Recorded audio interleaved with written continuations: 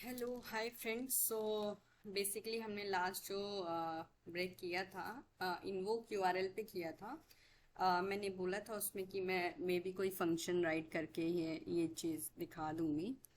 So let start. हम start करते हैं इन्वोक यूआरएल से। सो स्टार्ट करने से पहले प्लीज़ सब्सक्राइब माई चैनल क्योंकि सब्सक्राइबर बहुत ज़रूरी हैं। और प्लीज़ कमेंट कीजिएगा अगर आपको कोई भी इशू या डाउट होता है। सो हम स्टार्ट करते हैं। या सो बेसिकली मैंने इस फंक्शन के अंदर क्या किया है कि एआई का इंटीग्रेशन किया है। वो एआई मैं नहीं एक्सप्लेन कर पाऊंगी क्योंकि ये कॉन्फिडेंशियल है, किसी का एक्चुअली क्लाइंट का लाइफ प्रोजेक्ट है। सो मैं सिर्फ इसमें इन्वोक यूआरएल दिखाऊंगी। एक यूआरएल के अंदर मैंने इस openai.com का जो चैट ऑप्शन है उसको स्टोर कराया है और इस यूआरएल को एज अ पैरामीटर मैंने एज अ यूआरएल यहाँ पे रिस्पॉन्स के अंदर दिया है। और हाँ, ये वेरिएबल है हमारा जो हमने लास्ट वीडियो में डिस्कस किया था। इस वेरिएबल को इन्वोक यूआरएल के अंदर हम डालते हैं। मतलब जो रिस्पॉन्स आएगा वो रिस्पॉन्स जो या जो रिस्पॉन्स आएगा वो रिस्पॉन्स वेरिएबल में आएगा, जिसको हम जेसन के फॉर्मेट में या फिर अपडेट क्रिएट क्रेड ऑपरेशन जो भी हम वो करवा सकते हैं। तो ये जो मैंने चार पैरामीटर्स पहले भी बताए थे, तो यहाँ पे मैं पोस्ट करा रही हूँ। टाइप पोस्ट है, ये यूआरएल मेरा यहाँ से आ रहा है जो मैंने यहाँ पे स्टोर कराया हुआ है। क्योंकि यूआरएल क्या है, डायनामिक है, स्टैटिक है, जो भी है वो अपने अकॉर्डिंगली आप बना सकते हैं। किसी वेरिएबल में स्टोर करा के भी आप यहाँ पे उसको शो करा सकते हैं। इसके बाद पैरामीटर मैंने स्ट्रिंग टाइप का लिया है पैरम। हेडर को मैंने एज अ हेडर्स लिया हुआ है। हेडर्स मेरे ये हैं सारे जो मैंने यहाँ पे मेंशन कर रखे हैं। पैरामीटर को सबको मैंने एज अ स्ट्रिंग टाइप लिया हुआ है। यहाँ पे ये तो मैसेज आ गया मेरा। यहाँ पे मैंने एक मैप में पैरामीटर स्टोर कराए हैं। लाइक मॉडल के अंदर ये स्टैटिक वैल्यू है, ये सारी स्टैटिक वैल्यू मैंने फिक्स करी हुई है। तो जो भी मतलब मैप है मैं इसको यहाँ पे भी स्टोर करा सकती हूँ, लेकिन मैंने इसमें वेरिएबल में सेट करके इसको ईजी बनाया है थोड़ा सा। तो मैंने ये मैप यहाँ पे स्टोर कराया है, उसको स्ट्रिंग टाइप दे दिया है। हेडर को मैंने सेम हेडर के अंदर कंटेंट टाइप और ऑथराइजेशन का जो हम एज यूजर लेते हैं, ये ऑथराइजेशन हम यहाँ भी लिख सकते हैं। वो डिपेंड अपॉन यू है कि आप कैसे लिखना चाहते हैं हेडर को। हेडर को डिफाइन किया है हमने यहाँ पे। और इसके बाद ये मेरा एक रिस्पॉन्स इन्वोक यूआरएल रेडी है। इस पे जो भी इस यानी कि मैं एक यूआरएल कॉल करा रही हूँ और वो यूआरएल ये है जो कि डेटा पोस्ट हो रहा है, ये डेटा आ रहा है जिसके हेडर्स ये हैं। और इसका रिस्पॉन्स में जेसन में मैं इसको रिस्पॉन्स ले रही हूँ चॉइस के ऑप्शन पे। सो ये इन्वोक यूआरएल को कॉल कराने का तरीका है। इस तरीके से हम इन्वोक यूआरएल रन कराते हैं। सो ये एक छोटा सा एग्जाम्पल था जो मैंने यहाँ पे शो किया है। रन मैं नहीं कर पाऊंगी, अभी इसको रन नहीं करवा पाऊंगी। आईडी मेरे पास है नहीं। मैं एक बार टेस्ट कर लेते हैं अगर काम करता है तो। हम्म क्योंकि ये ऐसे काम नहीं करेगा। ठीक है। सो मैंने इन्वोक यूआरएल का यहाँ पे कॉन्सेप्ट बताया। अब हम इन्वोक यूआरएल को डिटेल में पढ़ लेते हैं कि उसकी थ्योरी क्या होती है। इन्वोक यूआरएल बेसिकली ओवरव्यू ले लेते हैं।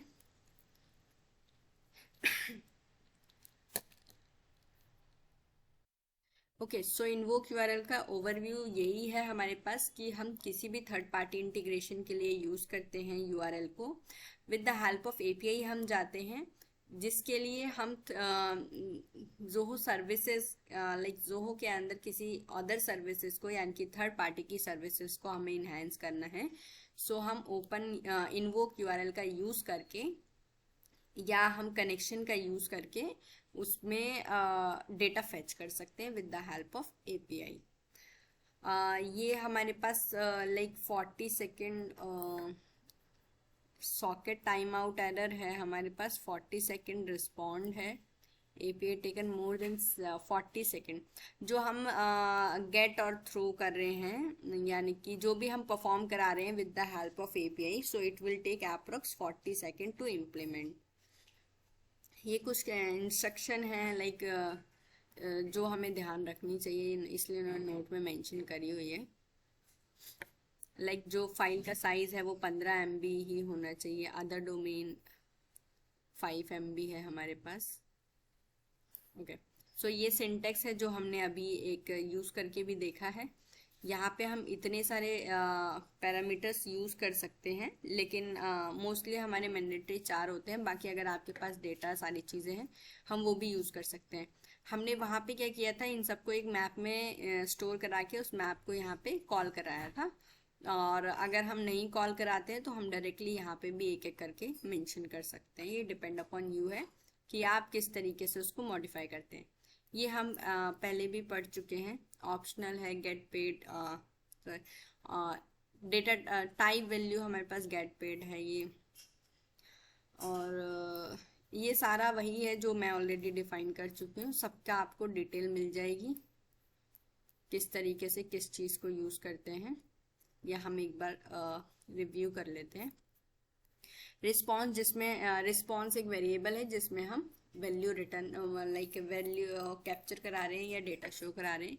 यूआरएल एक डोमेन का यूआरएल है जहाँ से एसएसएल सर्टिफिकेट इन्वोक लाइक मतलब जो हम थर्ड पार्टी एप्लीकेशन है उसमें हमें यूआरएल गिवन होते हैं एपीआई के, वही यूआरएल हम यहाँ पे यूज़ करते हैं।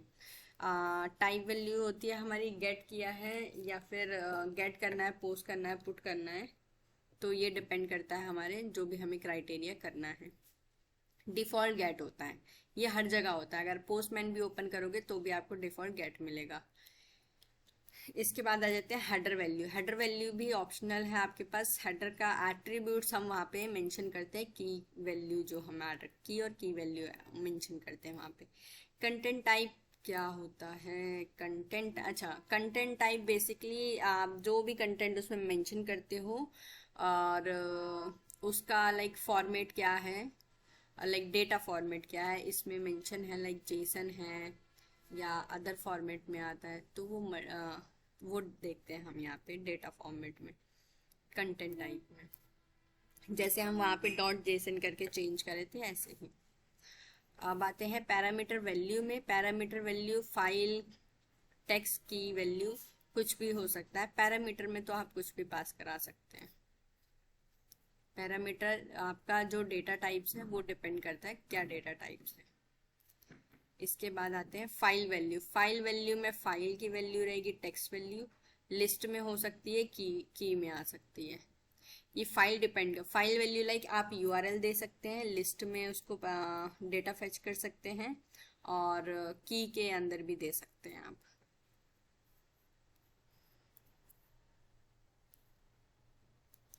कनेक्शन है, कनेक्शन आप डायरेक्टली कनेक्शन मेंशन कर सकते हैं उससे। अगर आपने कनेक्शन बनाया हुआ है तो डेटा इजीली फेच हो जाता है। बूलियन में ट्रू फॉल्स हम स्टेटस में दिखाते हैं, सक्सेसफुल है या फिर नहीं है। रिस्पॉन्स फॉर्मेट, डेटा किस फॉर्मेट में रिस्पॉन्स चाहिए हमें उसको हम चेंज कर सकते हैं।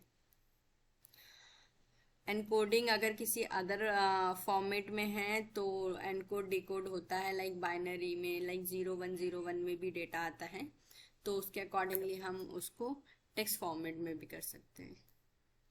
ये एग्जाम्पल है इन्वोक यूआरएल का, एग्जाम्पल हम ऑलरेडी कर चुके हैं। हाँ, ये है create a contact in Zoho book using. ये एक एग्जांपल है। इससे क्या कर रहे हैं, कॉन्टेक्ट क्रिएट कर रहे हैं जोहो बुक में by the help of invoke URL. तो एक कॉन्टेक्ट बनाया है, मैप बनाया है, कॉन्टेक्ट इन्फॉर्मेशन वेरिएबल है, इसमें पुट करा दिया कॉन्टेक्ट का नेम।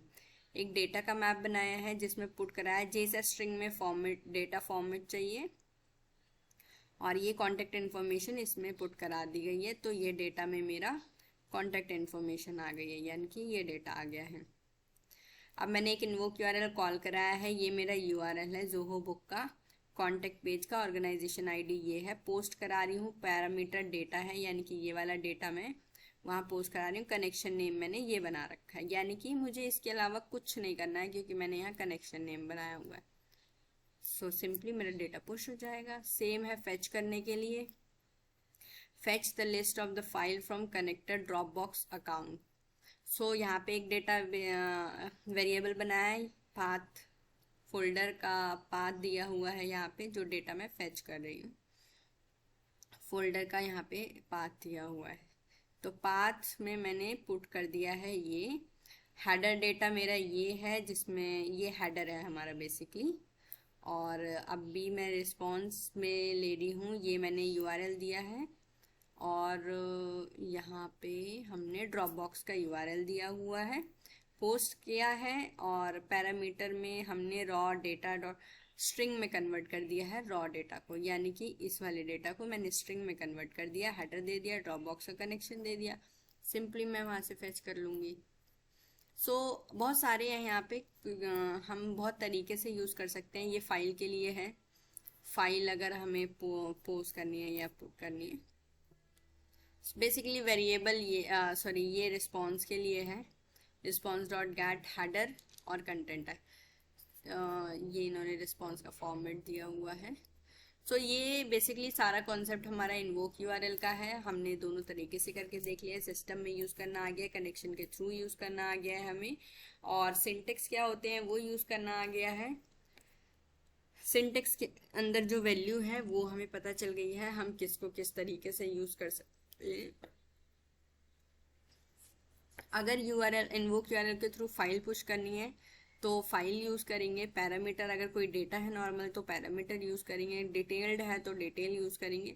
यहाँ से डेटा फॉर्मेट चेंज कर देंगे, एनकोडिंग डिकोडिंग करनी है तो यहाँ से कर देंगे। ये हमारा सारा इन्वोक यूआरएल का कॉन्सेप्ट है। इससे ज़्यादा इन्वोक यूआरएल में कुछ है नहीं, और एपीआई का बेसिकली यही सारा सिनेरियो है। बाकी हम नेक्स्ट वीडियो में कवर करते हैं, देखते हैं आगे हम नेक्स्ट वीडियो यहाँ तक कि pre defined integration with Zoho services पे आएंगे, फिर हम इस पे डिस्कशन करेंगे। अभी तक के लिए ये इतना बहुत है। Thank you so much. जाने से पहले please subscribe my channel and please like and comment whatever issue you are facing in the Zoho implementation. Please drop a comment, so the next video will be your so thank you so much. Thank you guys.